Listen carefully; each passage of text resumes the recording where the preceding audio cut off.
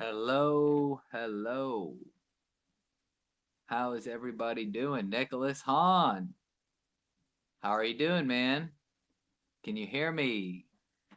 All right. So, what are we going to talk about today?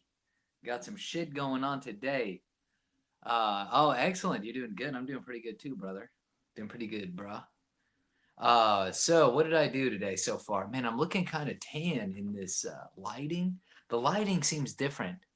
I'm not sure why. Maybe it's the time of day. It's a little bit later. Hair's looking all right, looking a little better than the last couple streams. I think I need to get it cut still though. Um, so today, what did I do, man? I fucking taught some English learners online. Had my daily breakfast of nuts, and obviously, I'm not talking about the kind attached to men. Um, let's see. Oh yeah, Twitter is on fire right now. So Nick, you probably know this. You're on Twitter. Um, it is blowing up with Mueller shit. I got retweeted by Nassim. Nah. I got retweeted by Mike Cernovich. Mike Cernovich is fucking cool. If you don't know who he is, you should follow him. He's all over the Mueller shit. And I also got liked by Nassim Taleb, one of my fucking current idols. So that's been my morning. What about you? What are you up to, man? Just chilling? So let's see. Let's get into it. So today I kind of had a couple things I wanted to touch on. This might be a little boring, but for anybody who sees anything I post on Twitter, I've been a big followers of Jordan Peterson and Nassim Taleb. God, this chick on Twitter. And one of the guys I love to read, Nassim Taleb, is not a fan of Jordan Peterson. And it took me a long time to figure out why. So this morning, I got into this kind of tweet conversation with a dude about what's going on here. So basically, Taleb views Peterson as a charlatan. And when I first heard about this, I was like, no, because I have the utmost respect intellectually for Taleb. And then I also have a lot of respect for Peterson. And I was like, no, my intellectual fathers are fighting amongst themselves. We can't have this. And then I realized finally what's going on, that Taleb's knowledge of probability and statistics is just vastly above that of Peterson. And Peterson misuses statistics a lot. I didn't know that. And but everybody is misusing statistics. So Taleb calls out a lot of people for misusing probability, misusing statistics. In fact, Taleb did probably in Twitter land, it's a world famous tweet among tweet thread among psychologists and statisticians about IQ, how basically IQ is just bullshit. The only thing IQ tells you is if you're stupid. It doesn't tell you if you're smart or how smart you are. But if you follow Taleb, you would know that there's a million ways to tell if somebody's stupid, but there's not many ways to tell how someone is smart. So, we don't know much about intelligence. So anybody who tells you about intelligence can go fuck themselves, because most people don't know anything about it, including myself. All I know is that I trust Taleb's knowledge of statistics and probability vastly more than I do the other people. Let's put it that way. So what's going on here? Basically, a couple issues. Peterson uses IQ testing data, throwing it out. So he talks about that a lot in some of his stuff. Also, Peterson does not seem to have a good idea of correlation, what it really means. I thought I understood correlation because I did well in my statistics class in college, but apparently I don't know very much about correlation, and most statisticians, and specifically psychologists, don't know very much about correlation, right? When just two variables are correlated with each other, really doesn't say much about anything. So Taleb mentioned something today about Peterson, about how he despised Peterson. But if you don't follow Taleb, you don't understand why. And a lot of people are freaking out. So I explained what's going on. That one, Peterson doesn't understand a lot of the statistics he uses when he's debating other people.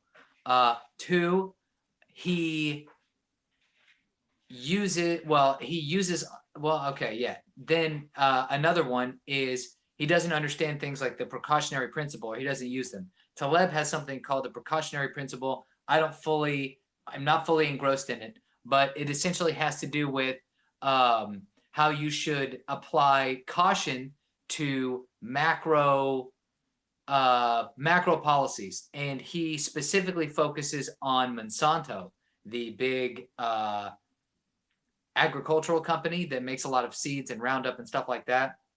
Basically, Peterson has been like a staunch defender of some things from Monsanto, when Monsanto, basically, the idea behind the precautionary principle is if you don't know how something will affect an environment, but the consequences could be disastrous, could be huge, then you need to do the least amount of things possible. So, for example, introducing a new type of plant into an environment that could has the potential to destroy the environment, you wouldn't want to do that. Even if you think the positives would save like 50,000 people, and the probability is high that it would save 50,000 people, but there's a small probability that it would kill 20 million people, but it's a small probability. According to the precautionary principle, my naive understanding of it would be that you would not undertake that until you fully understood what could happen, because that small probability that it could kill 20 million people, if that happens, that's the negative consequences are much worse than the magnitude of the positive consequences. So you would, if you use the precautionary principle, you would not take that action.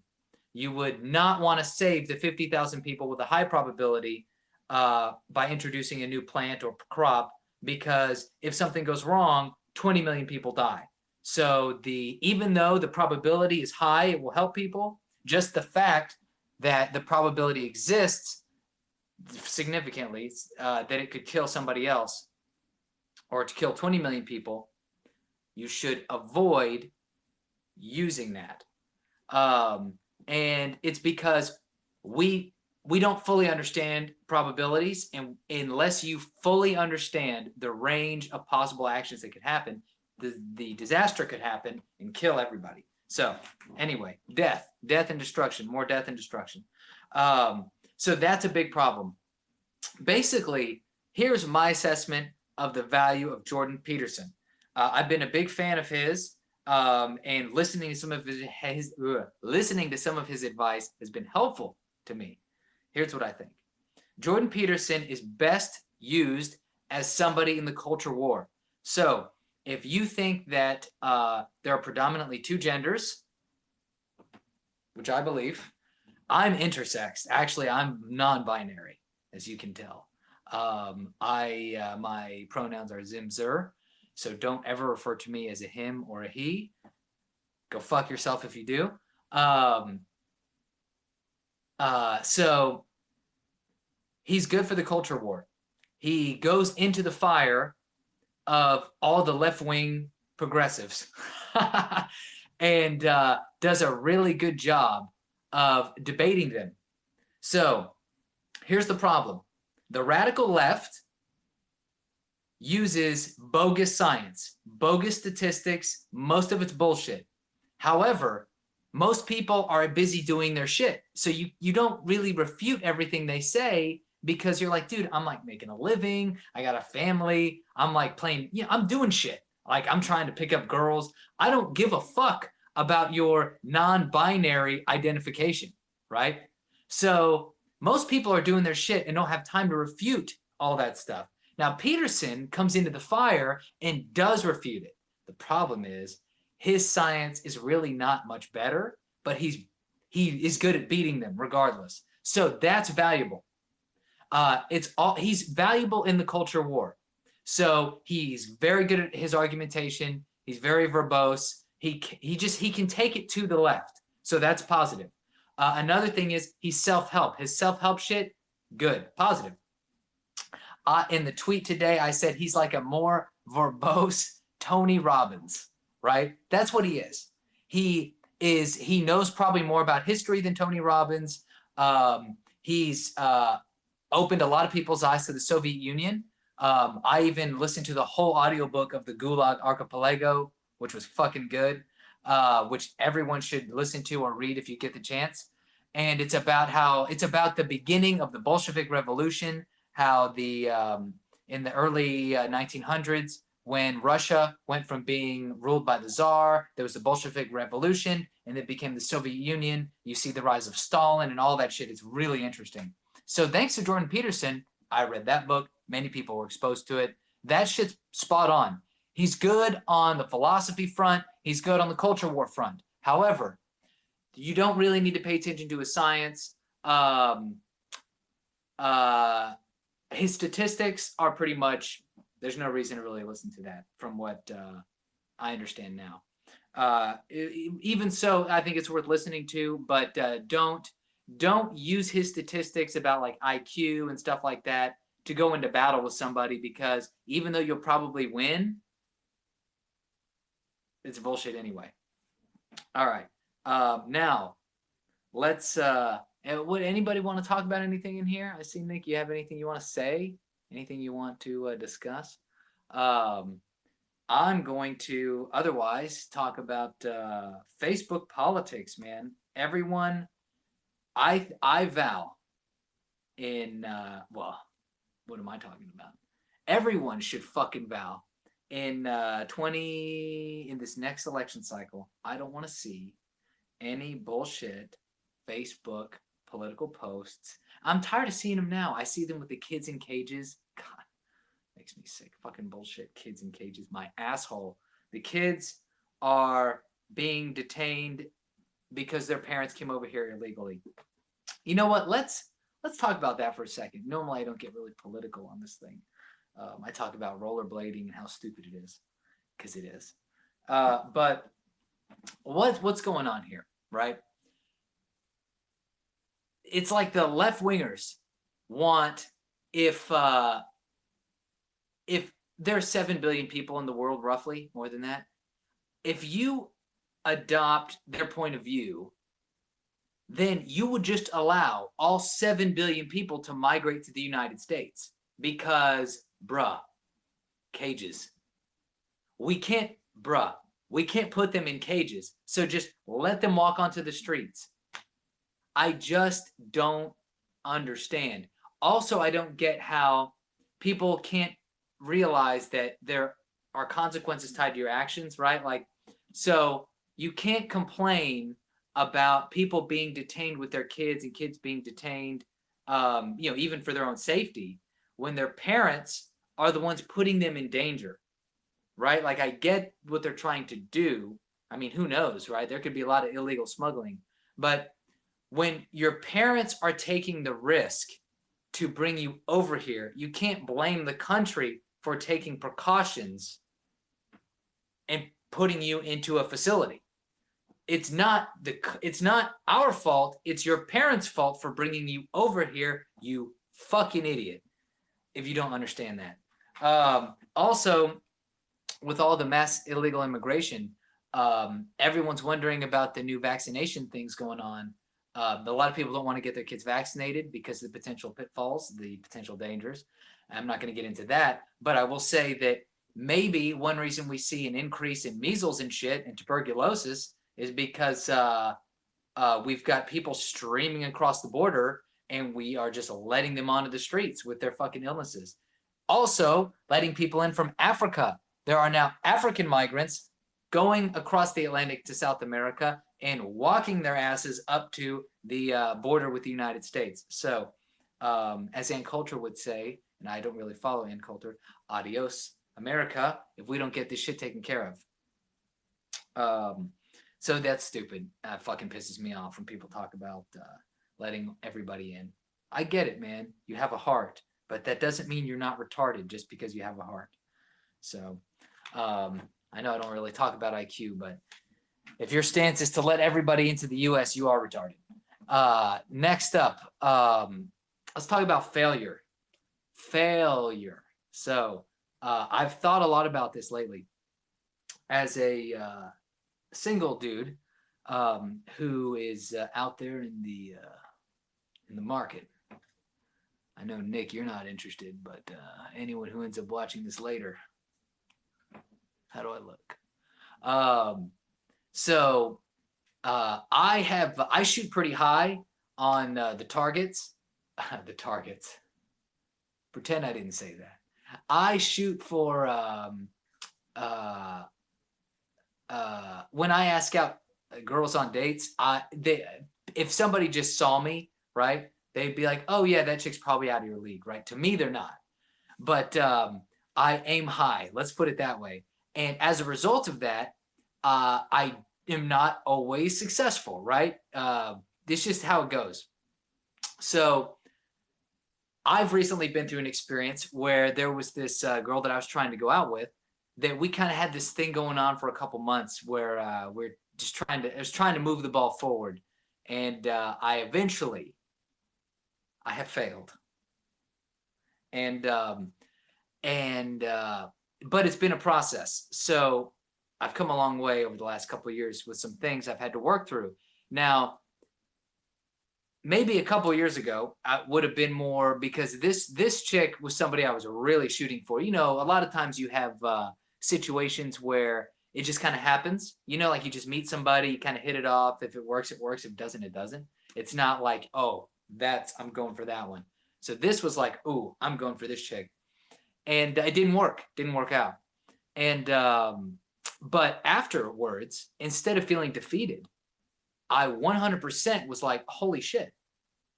I feel better than I did previously, right? So I have gone through a period in the last, I'd say last 6 to 8 months, where I had to really up my game with like, you know, with the ladies.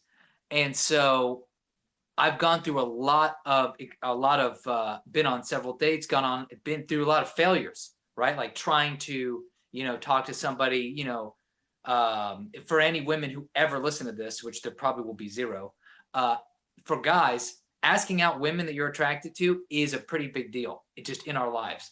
So having to go through a process of growth over the last several months, after this situation where I failed to go out with this chick, there was, instead of feeling defeated, I felt like, oh wow, hey, this is good. I felt pretty fucking good. And I can only say that the best way to describe it is failing forward, right? I've heard this term before. Maybe I heard it a little bit from Scott Adams. I've heard it in multiple places, you know, even Jordan Peterson. I told you, he's got some value in some certain areas. Talks about how you have to try things. You got to fail, you know, but you got to fail forward. So as long as you're aspiring towards something, to some kind of goal, right? You're working towards progress. When you fall on your ass, as long as you're moving forward, eventually those failures, you start to go, oh, wow, I learned a lot of shit, right? So for me, I've learned a couple things from some little business things that I've tried over the last couple of years. And now I'm getting a lot more, I'm getting quicker in executing ideas I want to try. Because when something doesn't work, I don't go, oh, fuck me, man. It didn't work. I'm just like, oh, shit. This didn't work. Why didn't it work? If I can figure it out, I'll figure it out. If not, move on to the next thing. But now I have an opportunity opened up to try something else. So with this chick, obviously I refer to the opposite sex as chicks, clearly. I was like, oh, for one, opportunities are now open for me to really, you know, continue to try to date other women. But then the other thing was, you know, I had a profound moment yesterday. Can't remember what it was. But, oh, yeah, this was one of the highest stakes situations I had been on, somebody I had really, really interested in. And the fact that it didn't work, and afterwards I'm like, I'm okay. You know what I'm saying? It's fine. Everything's good. There's nothing to worry about. I'm still here. I'm still here. My reputation is still shit. It doesn't really matter. So I don't know. It just hit me that really there's not a lot of things that really matter, right? And then I kind of had a bigger epiphany yesterday, and it had to do with that as well. For one, I was like, okay, I put a lot on the line going after this broads. This is such a feminist Periscope, I know. Anyway, I really, just was really gunning for this lady. Now, I was like, wow, okay, so I'm good. Fuck it, I'm good. Then I started thinking, okay, what's the worst thing that really, I've been kind of going through this realization over the last couple months that as long as I have a little bit of money to just feed myself, right? I'm okay, right? Like as long as I can take care of some basic shit, I'm good.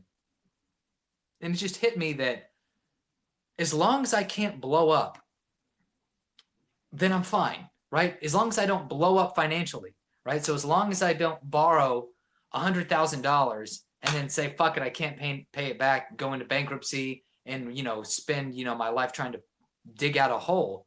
As long as I'm not in that kind, as long as I don't blow up financially, I'm good, right? As long as I don't blow up in another form or fashion spectacularly, I'm good. And so it just hit me that I think me, but also other people, can take a lot more risk.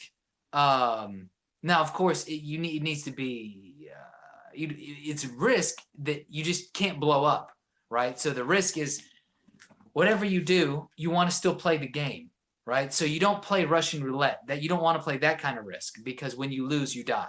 You don't want to play with too much debt because when you lose with too much debt, then you fuck up your ability to ever take out more loans if you ever need any. And then you just ruin your financial reputation. You might have no money left, and you don't want to do that. So basically, I'm kind of reorienting myself to as long as I don't blow up socially, financially, whatever, reputation-wise, which I'm kind of maybe putting a lot on the line here with this fucking Periscope. As long as I don't blow up, I'm fine. And there's not a lot of ways that as long as you basically just don't blow up. That's something I learned from Nassim Taleb, actually. So yeah, that's something I've been thinking a lot about. Oh, okay, yeah, actually, I talked a little bit about this yesterday, but I'll talk about it today. I'll talk about it right now. So my thought personally, I owe $4,000. I took out, I'm going to talk about student loans here for a second. I took out $4,000 in student loans. No, almost $20,000. I've paid off the majority of it. I owe about $4,000 left. And my position personally is I knew what I was getting into for the most part, and there's no expectation for the government to bail me out. I wouldn't expect that. On the other hand, I do acknowledge that there's a lot of pressure from parents, from schools, from government, from businesses that everyone needs to go to college. And so there is, even though ultimately individuals are responsible for their choices to go to college and take out the debt, there has been a societal, almost like a societal swindle to trick people into going to college. I mean, we've been raised our entire life. As a millennial, I'm 27. I grew up being told that, like, you go to college, right? You don't question it. It's like you start a family. You don't question it. You buy a car. You don't question it. You pay your taxes. You don't question it. So that's how college was spun. And that's where it gets tricky. Because on the one hand, it should not be the responsibility of taxpayers to pay off that debt. On the other hand, a lot of people were told that if you don't go to college, you can't get a job. Like you won't be able to succeed at all. And so it makes it seem as though the consequences are dire. Now, there's more to this.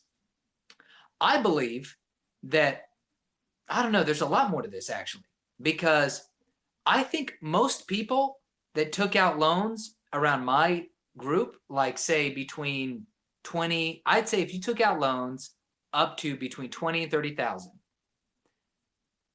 you're fine, right? Yeah, it sucks. You don't want to owe that much money, but it's a car that you don't have, right? It's not life crippling necessarily, but it will slow you down. Personally, I have not been able to take as many risks because it's like when I got out of college, I got a car. I bought myself a car and I had student loan debt. And so those two things alone put me up at a pretty high amount of debt. But I knew what I was getting into to a degree. What fucks me up is the idiots, and I say idiots, who knows why this happens, are the people who took out $100,000 in debt for undergrads. I'm not talking about medical school and dental school and shit, being a lawyer. I'm talking about like you took out $100,000 for a communications degree, bro. For a communications degree, you took out $100,000. What the fuck? I don't know who thought that was a good idea, right? And that's the thing is, like, I don't know how R-worded you are. If you thought it was a good, I was saying this yesterday, at what level, like when you got to $50,000, you were not like, should I be doing this? I mean, $100,000 is, I was saying yesterday, is like a little over about halfway of like a starter home, like a shitty starter home. Maybe you get a shitty starter home for like $150,000. I don't see, that's where I get fucked is people. I think the people that want debt forgiveness are those people. The people like me who have actually been paying off their debt, who actually didn't take out too much, who's just been doing it, paying their shit off. I'm kind of like, whatever, I'm just going to do my thing anyway. But the people that have like 150,000 in debt, I don't really know what to say to that, man. I don't know how you could do that. And the other thing though is those people obviously didn't have a person in their life that was like, hey bro, you're taking out 150,000 and you're studying Shakespearean literature, right? You realize ain't nobody gonna pay you fucking money for Shakespearean literature. Nobody sat that idiot down. I'm sorry, I'm being very condescending to people that may be in financial distress. Nobody sat that person down and said, listen, dude, you got to change tracks. You need to stop borrowing money. You need to get to McDonald's and you need to start working so you can gain experience. So then you can do something else. I don't know. Man, that's what I'm saying is there's just so many strange factors. I don't necessarily think forgiving all student loan debt is the way to go. However, I also think that student loan debt should be dischargeable in bankruptcy. How about that? So that way, like, hey, if you can do it, if you can pay off your debt, pay off your debt. Take responsibility for as much as you can. If you legitimately are like, dude, I fucked up and I can't do it, you should be able to file bankruptcy and get your debt discharged. However, I'm a young guy. I haven't gone through bankruptcy. I do believe it does fuck up your credit, which I think that's a reasonable trade-off. Maybe you took out 250,000 in debt or 100,000 in debt to go to college. It was a waste of time because now all you know about is post-colonial white patriarchal theory. And as a result, you can't get a job, but you owe 100,000.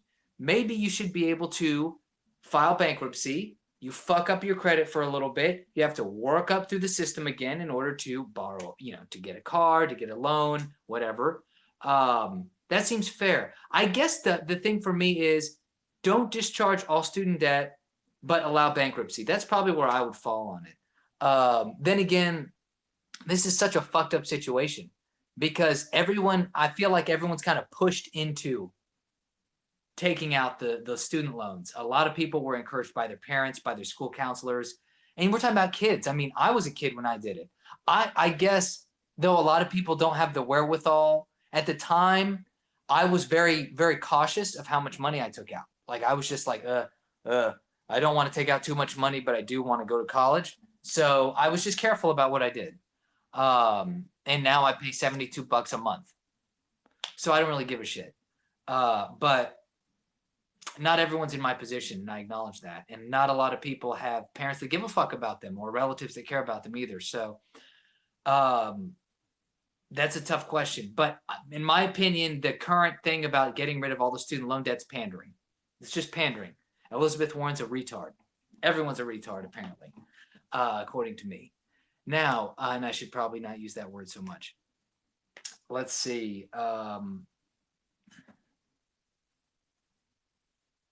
Credit score is a bullshit score means is how much. Yeah. No, I'm with you. Man. Yeah. And there's people, here's the other thing about credit scores, is there are people who are in great financial health who never borrow money, who are not going to have a credit score, right? Or they're going to have a really low credit score. Yeah. I mean, I don't know what you think about this, Nikolai. But yeah, I do agree with you that the credit score is it just depends on how much money you want to borrow. In fact, if you don't care about borrowing money, I've heard people like Grant Cardone, the very famous on YouTube real estate dude. He says that focus on saving money, and if you owe credit card debt, he says fuck it. Just let it go to shit. He's like, let it go to shit because you're not going to borrow anymore. He's like, you don't need to borrow anymore. Now you need to save. So you got credit card debt. Fuck it, dude. Start saving your money. Don't even worry about it. So that's out there, man. I was actually reading an article today about somebody who is very much against having any kind of debt. Owing money to anybody. I've talked about it before. Debt makes you fragile. It means that you have less options, right? The more debt you have, the less things you can do because you have to worry about servicing that debt. So I've thought about it myself. I'm really close to paying off just about everything that I owe.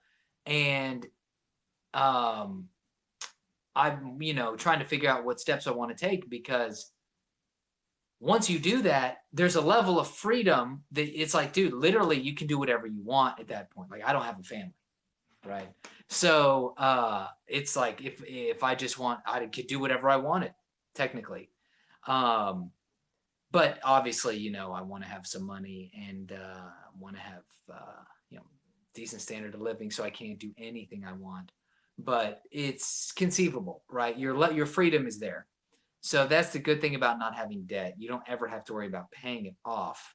But if you have an I don't give a fuck attitude, then you don't have to worry about that anyway, I guess. So yeah, I think that's all I got to say about that. Anything else in there? Anything else, Nikolai, that you want to talk about since you're being very helpful today? Very, very helpful. And as a goof note, the only thing else I wanted to say is for motherfuckers out there to stop using the word yes. YASS. Yes! I fucking hate seeing that. Unironically, when people use that, they should be taken out back and beaten, right? If you're ever on Facebook or you're on Twitter and you see someone use YASS, YASSS, oh, that's it, dude. Unfriend, block, mute, gone out of your life. Nobody should be using that term unironically. It's kind of like me using the word bruh, right? I'm using it ironically. I don't mean it. I'm fucking around, bruh. So anyway, I think that's all I got to say. Bruskies out there. Might call this the bruhcast, actually. Um, but stay chillin', my brethren and my brethrenas. Let's see here. We got another message.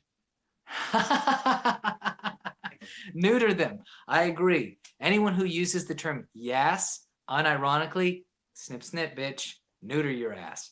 So that's it for whatever this is. Maybe I'll call that in the podcast, whatever this is. That's it for today. Peace out. Thank you for tuning in, Nikolai. Thank you for anyone else who does tune in the future. And have a blessed day. If I can turn this motherfucker off.